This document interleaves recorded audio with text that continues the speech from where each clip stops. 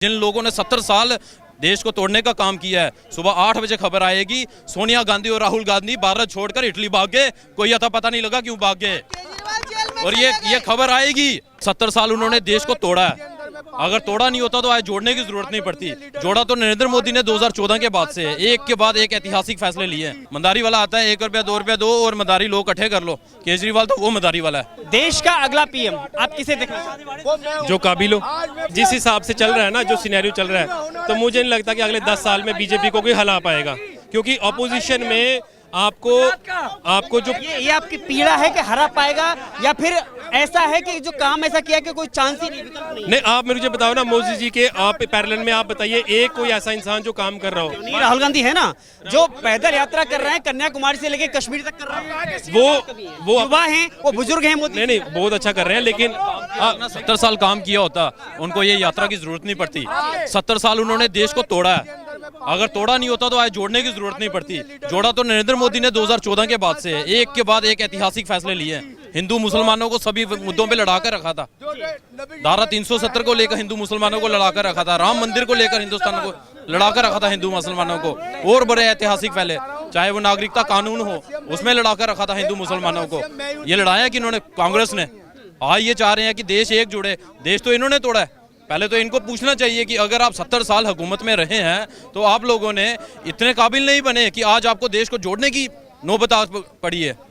कहाँ है आज सोनिया गांधी? आप मेरे से लिख ले लो। दिन में जैसे पहले खबरें आई थी, धारा 370 की खबर आई थी ना, सुबह 8 बजे आई थी, सर्जिकल स्ट्राइक की खबर आई थी ना, सुबह 8 बजे आई थी। ये रातों रात हिंदुस्तान से हेलीकॉप्टर उड़े और पीओके में जाके बम ब्लास्ट करके आए थे। क्या हुआ था ऐसा?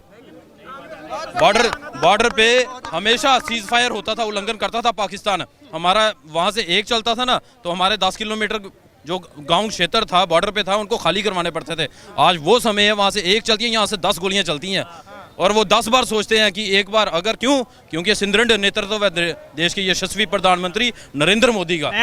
नया भारत है, ये श्रेष्ठ भारत है, अखंड भारत है, ये श्रेष्ठ भारत है।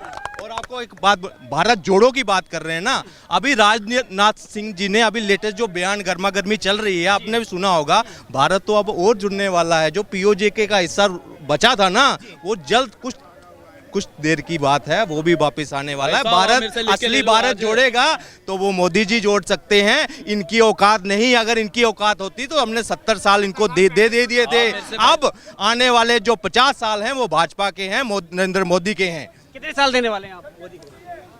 जब तक देश के भारतीय जनता पार्टी के पास एक ऐसा सुदृढ़ नेतृत्व है, चाहे वो प्रधानमंत्री नरेंद्र मोदी जी हो, चाहे वो गृह मंत्री अमित शाह जी हो, चाहे वो योगी जी हो, चाहे वो नितिन गडकरी जी हो, चाहे इनसे भी आगे बहुत, अभी तो बहुत, ये तो शुरुआत है, ये तो शुरुआत है, आगे आगे देखिए होता है क्या। लेकिन एक बात मैं आपको जरूर बता दूं, जिस तरह से ये खबरें आई थी ना, जो 4-5 खबरें आपको मैंने सुनाई, धारा 370 की, राम मंदिर की, नागरिकता कानून की, सर्जिकल स्ट्राइक की, एक दिन ये खबर जरूर आएगी जिन लोगों ने 70 साल देश को तोड़ने का काम किया है, सुबह 8 बजे खबर आएगी सोनिया गांधी और राहुल गांधी भारत छोड़कर इटली भाग गए, कोई अता पता नहीं लगा क्यों भाग गए। और ये खबर आएगी। और केजरीवाल तो वो डिंडोरा है, जैसे मतलब एक मदारी वाला आता है ना, गली में मदारी वाला आता है 1 रुपया 2 रुपया दो और मदारी लोग इकट्ठे कर लो, केजरीवाल तो वो मदारी वाला है। आपको राहुल गांधी भरोसा नहीं है? नहीं, मेरे को नहीं है। राहुल गांधी के नेतृत्व, युवा है ना, युवा को युवा पे भरोसा होता है।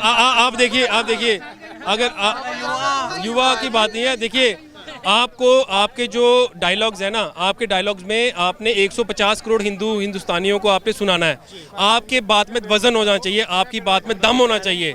ठीक है, गलतियां होती हैं, सीखता है इंसान, पर ये नहीं है कि आपको गिफ्ट में मिल गया तो आपने सोच लिया कि ये हमारा ही है। अब वो वक्त चले गया।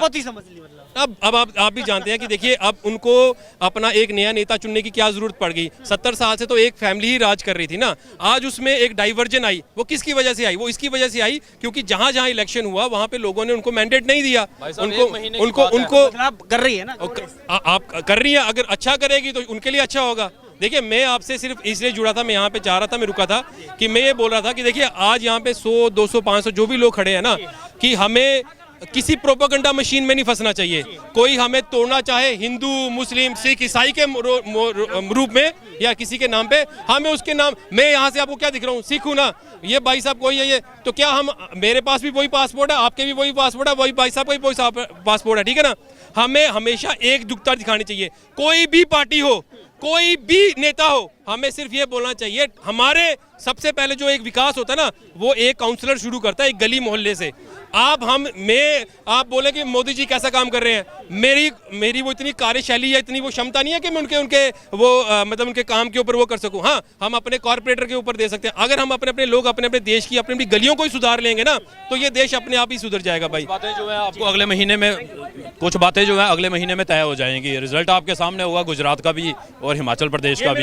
ये मेरा भाई मेरे साथ है। ये भाजपा के बहुत अच्छे एक पार्टी के कार्यकर्ता है। तो लेकिन हर इंसान को अपनी बात रखने का, जैसे सरदार जी ने बात रखी, ये नॉन पॉलिटिकल है और मैं एक पॉलिटिकल हूँ, मैं झूठ क्यों बोलूँ। लेकिन जो हकीकत है ये हकीकत है।